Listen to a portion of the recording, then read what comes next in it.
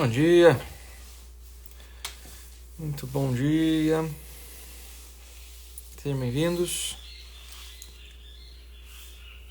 Vamos lá para mais uma live matinal sobre teologia do corpo. Muito bem, vamos lá.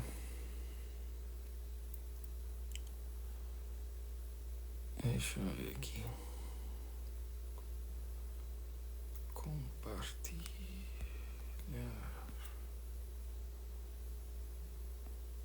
Ok, tá bom. Então vamos. Para não perder muito tempo, como de costume, né? Começamos agora, tem um minutinho já aqui. Então vamos começar logo, porque senão eu não consigo terminar antes dos 15 minutos e já não tenho terminado mesmo. Então vamos tentar hoje, né? Então vamos embora. Muito bem, então seguimos aqui com a nossa compreensão a respeito do ser humano, tá certo? Nossa introdução aqui antropológica. Agora vejam, né? Até o presente momento, então, nós estabelecemos ali alguns erros, tá certo? Algumas más compreensões a respeito da pessoa, algo que, de fato, leva a consequências bastante trágicas, né? De fato, a ideia desse primeiro momento é notar o seguinte, vejam, a visão que nós temos a respeito da realidade, a compreensão que nós temos a respeito do mundo e da pessoa, mais especificamente, né? Ela possui certas consequências e, por vezes, elas são fortemente trágicas, tá certo? E olhar para essas consequências é necessário para que nós nos responsabilizemos ainda mais pelas ideias que nós temos, tá certo? Se nós enxergamos o mundo de tal ou qual modo, é necessário que nós assumamos como sendo nosso também, tá certo? As consequências desse pensamento que nós temos, tá certo? Então, é o seguinte, existe um livro, né, publicado há pouco tempo, eu esqueci o nome do autor agora, chamado Ideias Têm Consequências, né? E essa máxima, né, um axioma, sem dúvida alguma, uma baita de uma verdade. Ideias têm consequências, tá certo? E às vezes consequências fortemente trágicas. Então, o modo como nós compreendemos a pessoa, o que ela é, possui certas consequências que precisam ser assumidas. Como, por exemplo, se nós entendemos o ser humano como algo meramente material, isento de um espírito, nós estamos necessariamente tendo que levar em consideração o que é, tá certo? E levar as últimas consequências, o que é um corpo sem espírito, tá certo? Um corpo sem alma. Tudo bem? É um cadáver, evidentemente, né? Agora, se nós temos uma perspectiva do corpo como se fosse um mero objeto do espírito e separamos numa dualidade, é evidente que o corpo será como um objeto em absolutamente todas as outras circunstâncias. Então, a objetificação ela é algo natural para esta visão, tá certo? Esta compreensão do homem. E aí nós começamos então a tentar entender o que é o homem agora, em primeiro lugar, estabelecendo qual é a sua finalidade, qual é o seu fim. Para onde é que o homem vai? Para onde é que o homem tem que caminhar, no final das contas, né? O que é que foi estabelecido? E que é, no fundo, a única coisa que importa, tá certo? E aí nós vimos, então, nos últimos dias, que definição, né? Definição, inclusive, dada pelo catecismo, né? Ou pela... enfim, nos dois catecismos, né? O catecismo de Pio X tem uma diferença, mas, de qualquer modo, tá lá. Conhecer, servir e amar a Deus, né? No Catecismo de Pio X está conhecer, amar e dar glória a Deus. Esse é o fim último do homem. Para isso que a gente foi criado, no final das contas, né? É por isso que a gente está aqui, tá certo? Esse é o fim do homem. E aí nós vimos que tudo isso tem uma relação direta, isso não está isolado como uma espécie de imposição religiosa, muito pelo contrário, isso está assinado, escrito, com letras de ouro no coração de todo ser humano, como uma finalidade própria da natureza do homem, tá certo? Então, o ser humano, o homem, a pessoa, foi criada para conhecer, servir e amar a Deus. Por quê? Porque o ser humano é dotado de um espírito. E por ser dotado de um espírito, possui, portanto, intelecto, possui, portanto, vontade, tá certo? E deve necessariamente destinar estas coisas ao seu objeto próprio no nível mais, ok? No nível mais elevado, no nível mais sublime, no nível mais definitivo, por assim dizer. Que é o conhecimento de Deus, que é o serviço a Deus e o amor a Deus. Tudo bem? Então, isso é o próprio do homem, né? Do ser humano. A nossa finalidade é esta. Ok? E aí, muito bem, então. Então, a partir desse momento, nós passamos a buscar agora uma definição de identidade. Tudo bem? Então, temos aqui uma definição de finalidade, de fim último. Agora, vamos para uma definição de identidade, tá certo? Ao longo dos próximos dias, devo dizer, adiantar já, né, imediatamente, que nós vamos nos debruçar sobre os textos bíblicos, né? Então nós vamos pegar lá o Gênesis e tal, fazer a mesma coisa que fez São João Paulo II para poder, né, dar uma avaliada no negócio ali, tá certo? Fazer um princípio exegético aqui, estabelecer alguns princípios exegéticos para nós que serão absolutamente necessários para que a gente compreenda, tá certo? O que é a pessoa, né? Vale dizer de antemão que é o seguinte, né? São João Paulo II ele afirma, logo na primeira catequese, né, da Teologia do Corpo, que é de extrema importância, inclusive para os estudos antropológicos, né? Ele diz que, no fundo, na verdade, ele diz que muitos antropólogos, estudiosos, né, filósofos, etc., têm encontrado nos primeiros capítulos do livro do Gênesis uma fonte de compreensão a respeito do ser humano riquíssima e que possui uma vasta fundamentação a respeito daquilo que é o homem e as consequências últimas desta definição de que é o homem dada pelo próprio texto, né? Então, muito bem. Então, voltar-se ao texto bíblico é extremamente útil e até necessário, no fundo, porque aí o Papa continua, né? Não há nada melhor do que, para conhecer o que determinado objeto é, perguntar para aquele que o fez, tá certo? Por exemplo, quando nós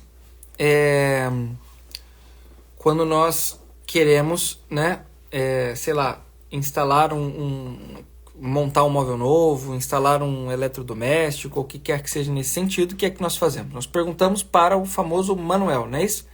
Então, a gente pega o manual que vem junto com todo novo aparelho que a gente compra e pergunta para ele como é que faz aquele treco funcionar, não é assim? Então a gente olha lá no manual, monta, né? Enfim, a maioria das coisas é muito fácil, é só botar na tomada, apertar um botão e ponto, acabou, né? Mas existem outras que exigem um pouco mais de manejo, né? E aí a gente vai lá e pergunta pro seu manual, que vem junto com todo, né? Todo trequinho que a gente compra, né? Então, muito bem. Que é, no fundo, uma resposta do próprio fabricante para nós, né? Olha, esse negócio funciona desse jeito. A gente compra lá um carro, tem lá o manual do carro, que é grosso, né? Que é um livrinho, não sei o quê. A gente compra como é que é o nome disso? Micro-ondas, e aí vem lá um manualzinho. Então, eu comprei as estantes que estão aqui atrás, comprei as estantes, aí quando chegaram, tinha lá um manualzinho de como é que monta, né? E aí eu montei, né? Então, é sempre assim, tá certo? Sempre vem, né, um manual de instruções do fabricante dizendo como é que a coisa funciona, o que é bom de fazer, o que não é bom de fazer, como que faz, como é que maneja, onde é que deixa, se molha, se não molha, e assim por diante, né? Todas as características do produto, elas vêm, tá certo? Como sendo um dado do próprio fabricante, né? Então, vejam. É óbvio que São João Paulo II não dá esse mesmo exemplo que eu estou dando agora, mas o fato é que perguntar para aquele que fez, ou seja, para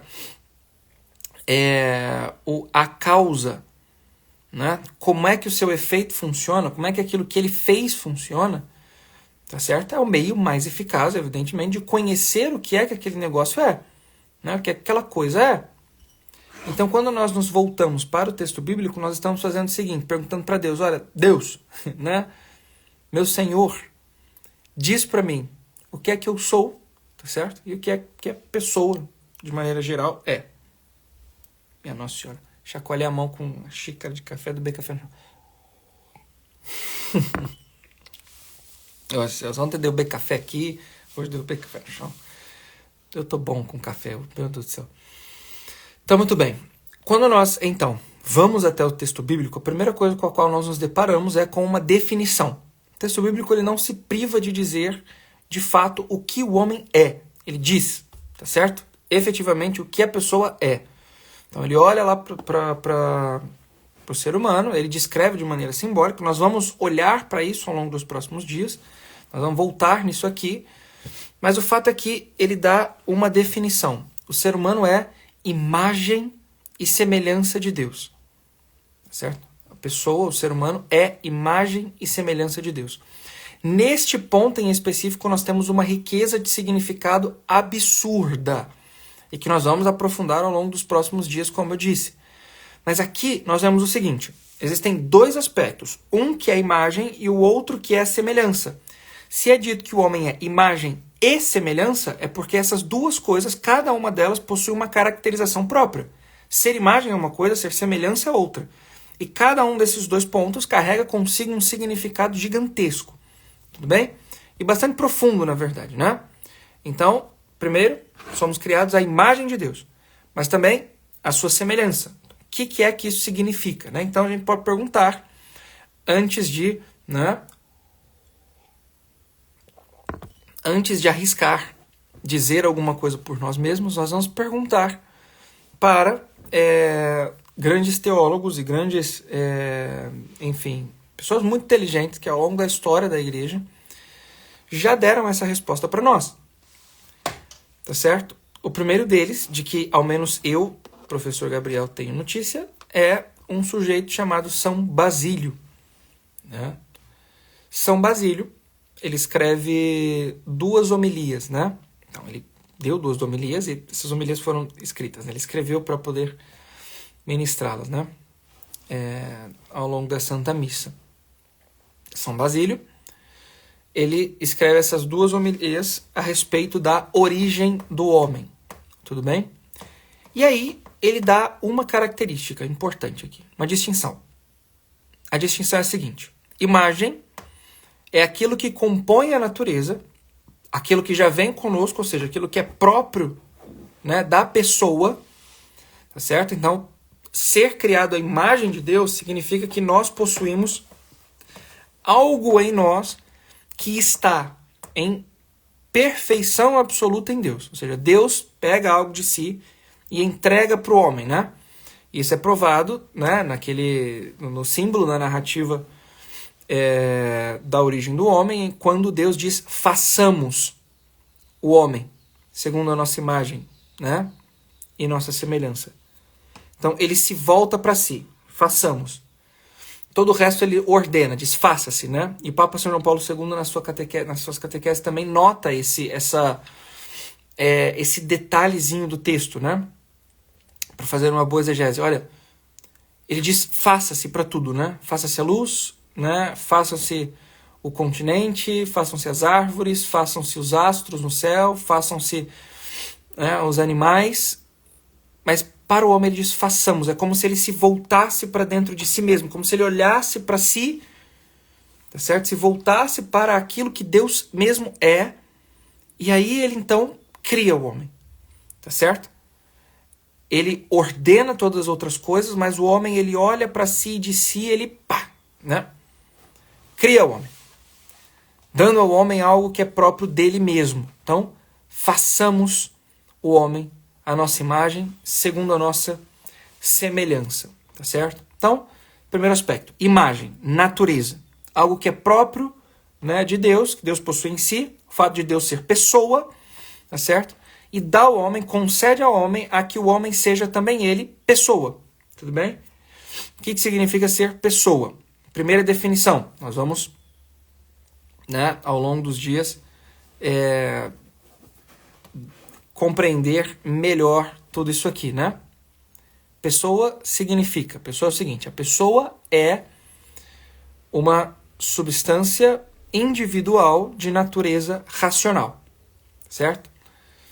A pessoa basicamente é um indivíduo, tá certo? Único e irrepetível, que possui, por modo de agir, de operar, de, né, se relacionar com o mundo, com as coisas e consigo mesmo, racional, ou seja, inteligente, dotado de intelecto, tá certo? Isso é a pessoa, né? A pessoa se relaciona com o mundo, consigo, né, com as coisas, com Deus, a partir de sua razão, né? Esse é o modo de operar da pessoa, racional. E ela é única e irrepetível. Cada pessoa é uma só e que age sendo uma só a partir da sua razão, do seu intelecto, sua inteligência, né?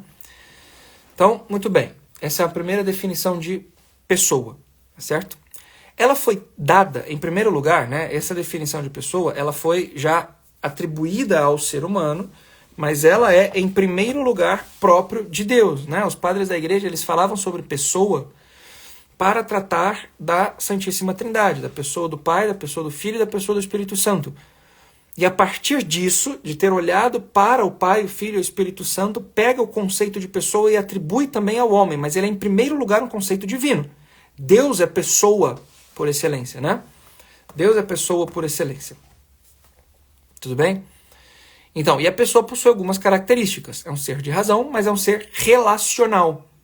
Tá certo? Um ser relacional. E quando nós olhamos para Deus, a partir do dado revelado, Deus é trindade. É Pai, é Filho e é Espírito Santo. O que isso significa? Significa que Deus é uma relação de pessoas. Tá certo? É uma relação de pessoas. O Pai que ama o Filho que corresponde ao amor do Pai, e o Espírito que é o amor entre os dois, e que relaciona a pessoa do Pai e do Filho. Tá certo? Num eterno amor, num eterno dar e receber, né? Do Pai para o Filho, do Filho para o Pai, né? É assim que funciona. Tudo bem? Na Santíssima Trindade. Então, quando Deus olha para si e diz, façamos o homem à nossa imagem, o que ele está dando para o homem? Certo? Uma substância individual, ou seja, ser um ser único e irrepetível, e ao mesmo tempo, tá certo? E ao mesmo tempo, né? Ser dotado de razão. Só que, vejam, como nós dissemos, se Deus é Pai, Filho e Espírito Santo, uma eterna relação amorosa, bom dia, Pai, uma eterna relação amorosa do Pai com o Filho e o Espírito, que é o amor entre os dois, significa que, se Deus deu algo de si para o homem, ele deu também a capacidade, né, de realizar-se através do amor. É próprio de Deus, né, amar. Deus é amor, tá certo? E por amor cria o homem para amar, tá certo? Entenderam ou não? Me acompanharam aqui? E a prova disso é que, no primeiro relato do Gênesis, hein? O segundo nós veremos depois. No primeiro relato do Gênesis é dito que façamos o homem segundo a nossa imagem, segundo a nossa semelhança, homem e mulher, como é? Então Deus os criou. Homem e mulher, ele os criou. Não é isso? Deus criou o homem e a mulher. Por quê? Porque foi criado para o amor, para amar e para ser amado. Deus cria o homem tal qual o que ele é. Deus é Pai, Filho e Espírito Santo. Uma comunidade de amor, por assim dizer, né? Aspas aqui. E Deus cria o homem também numa comunidade, numa família, para amar e ser amado. Tudo bem? Então, por amor, Deus criou o homem, segundo a sua imagem, certo? Para que o homem ame e seja amado, e, portanto, numa comunidade, homem e mulher. E vejam, há um outro aspecto aqui, né? Um segundo ponto sobre o qual nós devemos tratar, e que nós vamos tratar ao longo do tempo, que eu vou simplesmente dizer que mas nós não vamos parar nisso aqui agora, tá? Deixa isso aí que depois a gente vai seguir, que é o segundo aspecto da definição, que é o fato de que o homem é semelhança. Lembram de São Basílio, que eu falei agora há pouco? Ele diz o seguinte, lá na sua homilia sobre a origem do homem, que o ser humano, além de ser imagem, portanto, possui uma natureza com certas características próprias de Deus, mas ele também é semelhança. E o que é semelhança? A semelhança é aquilo no homem, tá certo? Próprio dele, né? Próprio dele, que segue um aspecto específico, tá certo? De Deus, e que exige, portanto, que o homem realize, né, a sua natureza, que é o seguinte: liberdade. A semelhança para com Deus, né, significa o homem livre que deve pegar aquele aspecto da imagem e realizá-lo, tá certo? O homem é de fato imagem de Deus. Possui inteligência, é livre, foi criado por amor para amar, tem uma vontade e assim por diante. Mas ao mesmo tempo, por ser livre, ele precisa pegar essa imagem, pegar essa natureza e assemelhar-se. A semelhança é algo que o homem deve fazer, deve realizar. Todos nós aqui temos inteligência, vontade, amor e assim por diante. Todas estas coisas que são próprias de Deus e que Deus dá para cada um de nós individualmente, precisam, por cada um de nós individualmente, ser realizadas. Isso é o que caracteriza a semelhança. Nenhum de nós nasce, evidentemente, tá certo? Com a sua inteligência plenamente desenvolvida e conhecedora da verdade, com sua vontade plenamente fortalecida, tá certo? E inclinada, desejosa do bem mais verdadeiro e autêntico, tá certo? Ninguém nasce já perfeitamente amando da maneira como se deve, entregando a sua vida pelo outro, assim por diante. Não. Isso se realiza. E a realização destas coisas é característica da semelhança. Muito bem, então. Então, ficamos por aqui com esta definição. O homem é a imagem e semelhança de Deus e estes são os significados do ser imagem e semelhança. Amanhã, seguimos aprofundando aqui. Aliás, amanhã é domingo, né? Então, segunda-feira, tá certo? Seguimos aprofundando isso aqui. Tá bom? Então, muito obrigado. Fiquem com Deus. A gente se vê, então, na segunda de manhã, às 7 horas da manhã. Compartilhem, por favor, esta live com todo mundo. Coloquem um foguinho aí no comentário, só para ter alguma coisa lá depois, para que isso aí chegue para todo mundo, né? Seja cada vez mais compartilhado, salva, compartilha, manda para todos os teus contatos, pega assim, ó, clica ali no aviãozinho, manda para todo mundo que, né? Todo mundo que está aí no teu direct. E aí, depois, mais tarde, vem também o resuminho da aula, tá bom? Muito obrigado. Imagina, Kelly, eu que agradeço. Espero que as lives estejam sendo úteis, que de fato estejam aprofundando aqui. Oi, mãezinha. Que vocês estejam entendendo a coisa, né? Que esteja ajudando. E seguimos, tá bom? Obrigadão, gente. Fiquem com Deus. Um abração no coração de todo mundo. Deus abençoe. Até mais.